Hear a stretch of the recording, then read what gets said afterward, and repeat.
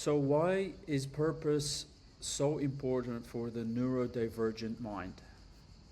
I've been talking to so many neurodivergent developers, fast brain, fast minded, ADHD type of people who have spent many years working maybe in corporate, in a tech career, or even non-tech career. And I noticed a pattern of starting projects and ditching them. And this creates so much self-loathing and self-judgment and self-hate. So many ideas that you have and you can't take action on. That's also one of the symptoms of being neurodivergent. Another big one is starting into a field that you never wanted to do in the first place. So you maybe chose a field where your parents or your family thought this makes sense, so go and study that. You wanted to do something totally different, but that thing doesn't make money. And you chose to get into this field because it makes more sense. You can get a safe or secure job. And that's a pattern that I see a lot of people go into, and these are things that many people I've been talking to go through. And then you will find that people will hit like the 8-year, 10-year mark or even more, and they decide like, this is not working. I feel dead inside. There's a calling, there's a yearning, and you're not really sure what direction to take at this point. So I want to talk about the chaos that is created in the neurodivergent mind and what is the role of having a purpose in that. And really, in a nutshell, the reason why you cannot be like a Alex Hormozy or a Sam Ovens, like a robotic type CEO or founder, you have a system, you have a structure, you go, you show up and you do the work and you have that discipline. You cannot have that discipline like a typical one of the known founders because you're wired different. And for the neurotypical person, maybe they are able to take action on a structure that they have put and they are able to be consistent with that because they just decided. But the neurodivergent mind is so emotionally driven. You are so driven by your passions, by your emotions. And this means that you need a strong emotional charge to stick to something long enough. So you set up your routine, you set up your schedule, you go, you work on it for a while, and then you sabotage. And you ask yourself, why the fuck did I do that to myself? This happened with me so many times. So many times I would set up my schedule and I'd be consistent with it, and then I sabotage it. I start a new business idea, a new offer, I go sell, make money, and then I sabotage it. And I always thought, like, what is wrong with me? You know, why do I drop the ball when I make so much money? And why am I not consistent? Why do I struggle so much with consistency? And I always needed someone to be there to keep me accountable, to keep me grounded, to keep me focused. But the problem is this wasn't sustainable for me because over the past 10 years, I have worked through 12 different therapists, coaches, mentors, whatever, to help me stay accountable, to help me stay on the path. But the problem is, some people quit the first time they use a therapist or a coach. And some people like me who stick to it long enough, they have learned helplessness. So they start outsourcing part of the responsibility, and they feel like, okay, I need X to do it. So what is the balance between those two? The balance is to not ever give up on yourself, but also be aware when you are coming from a place of learned helplessness. So you want to keep a certain level of accountability for yourself and do that. And this is where we come to the purpose. Doing the work And thankfully, like doing all this work over the past 10 years and all this self-discovery and all this work and asking myself brutally honest questions.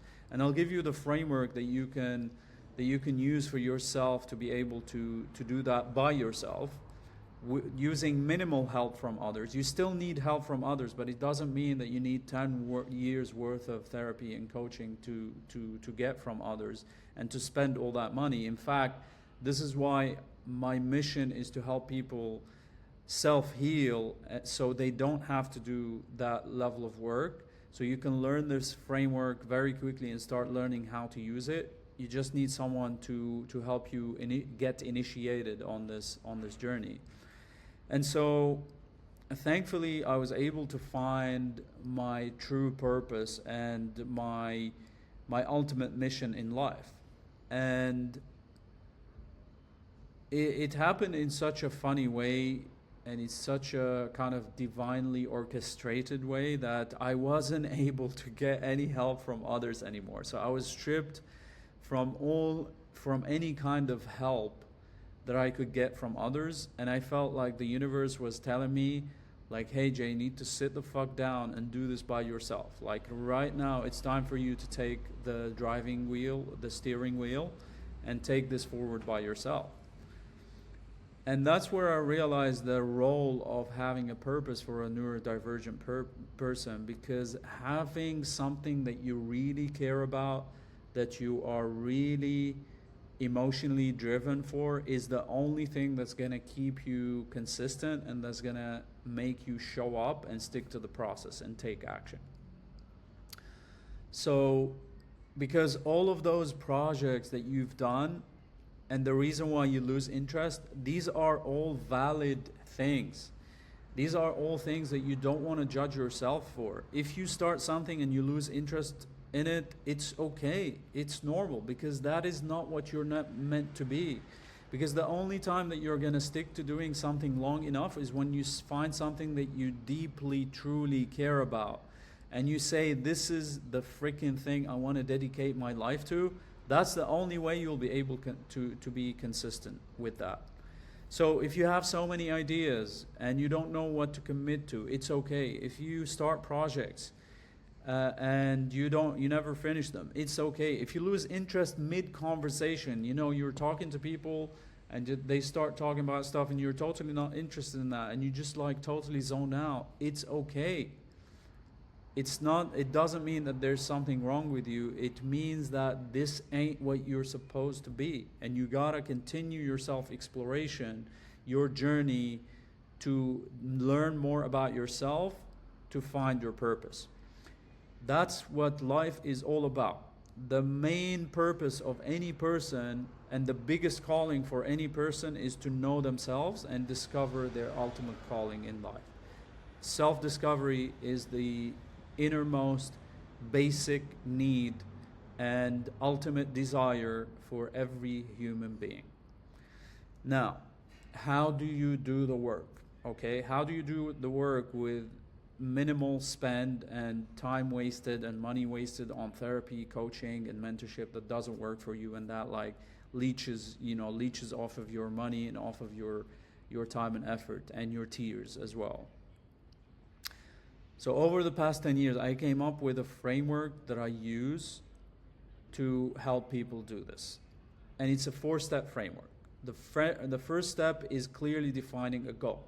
Now, yes, your goal is to discover your purpose. You don't know what your purpose is, but you need to define a purpose, okay? So define what is the thing that you always wanted to do. So in this point in time, there are times and things that you have experienced where you knew that there's something that you really want. Define that purpose. Your interests, your fascination, your passions can be pointers for you to define this. I don't want to go too much into detail on this because I want to cover the 4 steps. So define an initial purpose. This is always something that you can get back to and refine. This is not the final picture. When you do that, you gotta start learning how to be brutally honest with yourself and ask yourself honest questions. And here, this is the point where you need help from others, because so many smart, neurodivergent, fast brain people are so good at lying to themselves because they're so intelligent, they use their intelligence to gaslight themselves. So you need someone here to hold the mirror for you and call you out on your bullshit.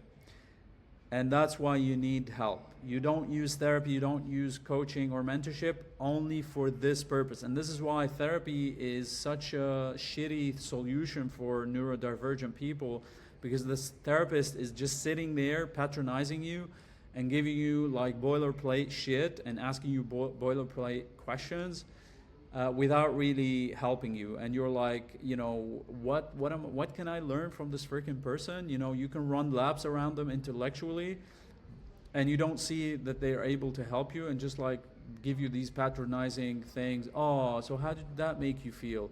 This doesn't work for neurodivergent people. So that's when you need to hire the right person to call you out on your bullshit. Third, learning about yourself. Know thyself, right? So when you get better in asking yourself honest questions, you start to learn truth. You start to uncover truths that you've hidden for such a long time about yourself. Learn about yourself. And some people spend a lifetime without knowing their true self. If you say, oh, I know myself very good, you don't. You do not. You don't know yourself. If you know yourself, then you have achieved your ultimate goal and calling in life, and you're like a globally famous person. And if you're watching this, I know you're not, so you don't know yourself. So know thyself. Fourth step is know thy world. Know thy universe. Worldly wisdom is an absolute crucial step for any person to get closer to their purpose and discover their true calling in life. If you do not have worldly wisdom, you will not be able to progress in this life. You will not be able to make use out of the chaos and creativity that you have. You need business strategy. You need to be wise. You need to be discerning so you don't get scammed by people. You don't get taken advantage of by the world, because the world is always out to get you. You need worldly wisdom. And the thing is, I see so many people get either obsessed about worldly wisdom and they go into like floaty ideas and they go crazy. Some people start calling them crazy. And you know, when you descend into total darkness, you become a crazy person because you're not able to function and operate in life. And also the other thing is self-delusion. I see a lot of people kind of get into self-delusion and they descend into total darkness as well. And then also being lost and not knowing how to set like goals for yourself or like a basic purpose for yourself. So people get tripped up mostly on these steps and they go into total chaos and total darkness. So this is really the 4-step framework that you can use, and you can start with this today by yourself. And you don't have to pay someone to do it. You can get support for discovering truths about yourself and try different activities. But the most efficient way is to invest with someone who can help you with it in a structured fashion and a structured way. But if you're broke, start applying this for yourself and start learning how to learn from everything around you. If you cannot hire someone who can teach you the steps, start learning how to learn from the world around you and discover those truths, those aspects, those traits, those things about yourself, and learn about the world. There's so much information available out there for you to learn, and keep iterating on these 4 steps. You go through them, and then you reach the last step, and then you go back and you update your purpose. You keep elevating it and updating it until you reach a point where you feel like this is the most aligned thing for me, and this is what I want to dedicate my life to. And that's when you know that you've done it and you've hit it, you've hit gold, and that's when you know that you're able to be consistent and stick to that and take action on it. So let me know. What step are you on? What step resonates mostly with you, or you feel like you have gaps in that you want to work on? And if you have any questions about anything that I said, drop it in the comments. Suggest any ideas or follow-up topics that you want me to talk about. and I'll see you on the next one.